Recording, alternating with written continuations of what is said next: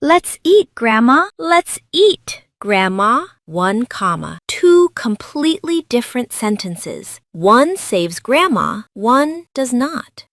Here's the truth. In the next 4 minutes, I'm going to give you the 5 comma rules that cover 95% of everything you'll ever write. No textbook, no confusing terms. This is the easiest one. Whenever you're listing 3 or more things in a sentence, put a comma after each item except the last one. Example, I need eggs, milk, butter, and flour. See how there's a comma after eggs, milk, and butter? That's it. That's the rule. Now, rule 2. This one trips up almost everyone. When you join 2 complete sentences with words like and, but, so, or, yet, for, nor, put a comma before that word. Those 7 words have a name. FANBOYS. FANBOYS.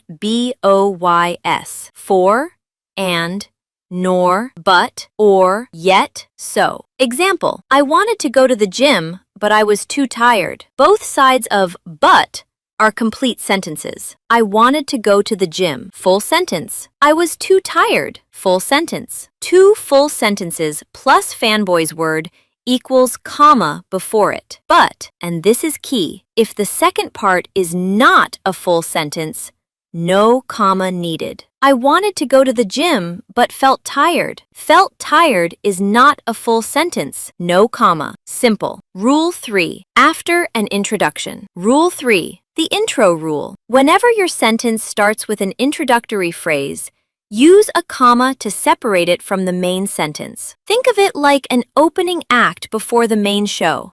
The comma is the curtain drop. Examples. After the meeting, we went for coffee. In 2024, everything changed. Because it was raining, we stayed inside. See the pattern? Something happens first, comma, then the main point. A quick test. If you can remove the opening part and the sentence still makes sense, put a comma after that opening part. Rule 4. Extra information. Rule 4. This one is called non-essential information, but let me explain it without the jargon. Sometimes you add extra information into the middle of a sentence. Information that, if you removed it, the sentence would still make complete sense. That extra bit, wrap it in commas, like little brackets. My brother, who lives in New York, is visiting next week. Remove the middle part. My brother is visiting next week. Still makes sense. So the extra info gets commas on both sides. But watch this. The man who stole my wallet was caught. Can you remove who stole my wallet? The man was caught. Yes.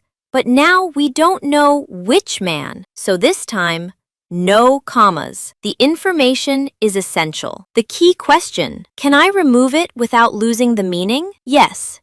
Use commas. No, no commas. Rule 5. Direct address. Rule 5. The one that saves lives. When you're speaking directly to someone, use a comma to separate their name from the rest of the sentence. We're back to Grandma. Let's eat, Grandma. You're calling her to dinner. She's safe. Let's eat, Grandma. She is the dinner, not safe. More examples. Thanks, John. Can you help me, Sarah? I don't know, man. The comma says, hey, I'm talking to you, not about you. The number 1 mistake. Before I go, the most common comma mistake people make. It's called a comma splice. This is when you use a comma to join 2 full sentences without a joining word. I finished my work. I went home. That's wrong. 2 full sentences need more than just a comma. Fix it 3 ways. I finished my work and I went home. Add FANBOYS. I finished my work.